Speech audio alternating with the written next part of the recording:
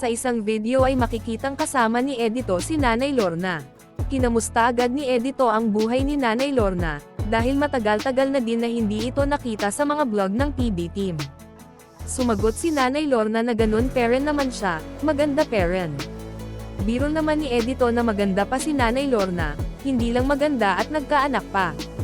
Paglilinaw ni Edito na apo ni Nanay Lorna ang kandong-kandong nito na bata, si Nanay Lorna ang nag-alaga. Kaya natanong ni Edito kay Nanay Lorna kung siya din ang bumibili ng gatas para sa kanyang apo. Sumagot naman si Nanay Lorna na opo, siya din ang bumibili ng gatas. Nabanggit pa ni Edito na nakita kasi niya si Nanay Lorna kapag pupunta ito sa bukid kasi dadaan ito sa bahay niya, kaya minsan makita niya ito na dala ang apo.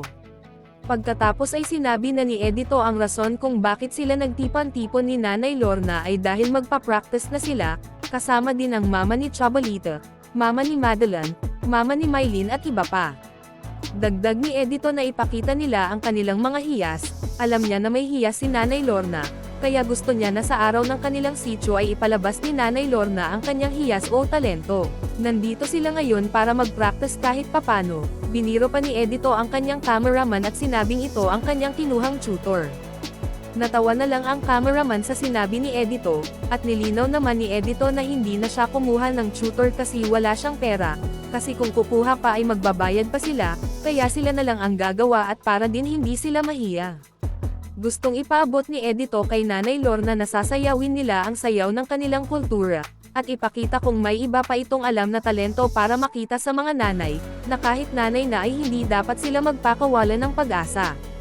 Kailangan ilabas kung ano ang alam nila, ipakita nila na nagkaisa sila bilang tribo kahit saan sila magpunta.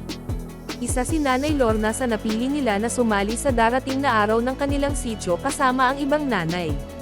Ginawa lang ito ni Edito para pasayahin silang mga mama, mga tao sa lugar at syempre sa mga anak ng sumali na nasa malayo katulad ni Mylene. Dagdag ni Edito na manood sila kung gaano kagaling mag-acting ang kanilang mga mama. Wala naman dong problema kasi matalino naman ang kanilang tutor na si Nanay Lorna, marunong kumembot at ipapakita nila ito mamaya. Nabanggit din Edito na medyo matagal na din na hindi sila nagkita ni Nanay Lorna.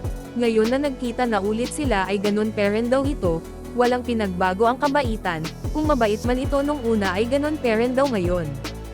Sana daw hindi magbabago ang puso ni Nanay Lorna dahil yun lang ang pinakaimportante sa mundo at nagpapasalamat siya kay Nanay Lorna sa pagpunta nito.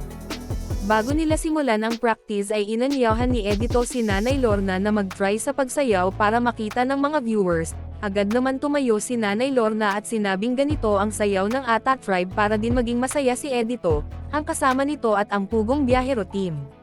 Nagsimula na nga sa pagsayaw si Nanay Lorna at makikitang sobrang sanay na ito.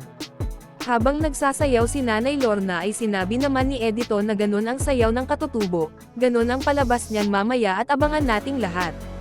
Tapos na nga sa pagsayaw si Nanay Lorna at sobrang tuwa ni Edito dahil intro pa lang daw ito pero nakakasabik na. At para sa more summary video ng Pugong Biyahero huwag kalimotang mag-like and subscribe.